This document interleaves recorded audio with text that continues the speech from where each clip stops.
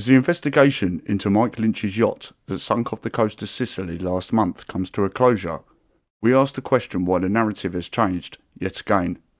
Hi to everyone, and thank you for joining me for yet another video at the channel Just Gone Viral. If you're new here at the channel, we like to cover media topics and news and take a different alternative perspective and give you the information and the facts that the mainstream media don't want to tell you. And without any further hold-ups, let's get straight into the video.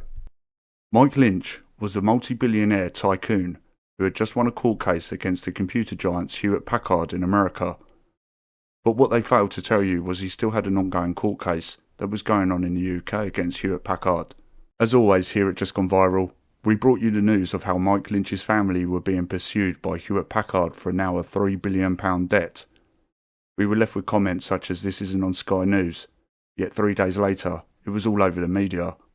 In a previous video on the channel, we exposed and explored the contradictions in the story we were being told by the mainstream media. These range from Mike Lynch and his daughter Hannah being found in the master bedroom, to the story then being changed to just Mike Lynch was in the master bedroom, plus his 2 associates and their wives were missing.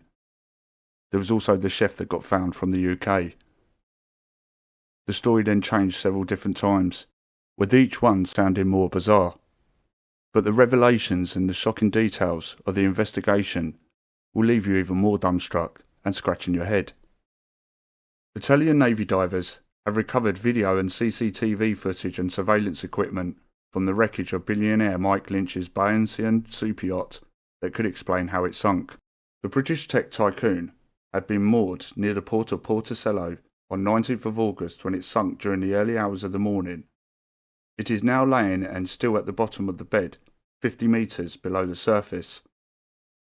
Amongst those who lost their lives were Mr. Lynch and his 18-year-old daughter Hannah, who had been due to start studying at Oxford University in September this month, as well as 4 other family friends and associates. But strangely enough, Mike Lynch's wife along with 14 others survived, and they were rescued by a nearby vessel that miraculously was unscathed. The highly specialised divers are now combining the wreckage on behalf of prosecutors investigating the sinking. Last Thursday they recovered parts of the deck, computer material, video surveillance systems, hard drives and various other equipment, a source told the news agency Reuters. The electronic devices will be sent to specialist labs outside of Sicily to check their condition and possibly recover data, the source added.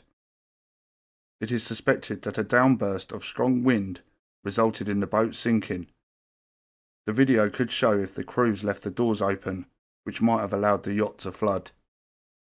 Daniel Governale, a Coast Guard official in Palermo, said the divers were using a hyperbaric chamber that allows them to make repetitive dives up to 40 minutes as part of the search.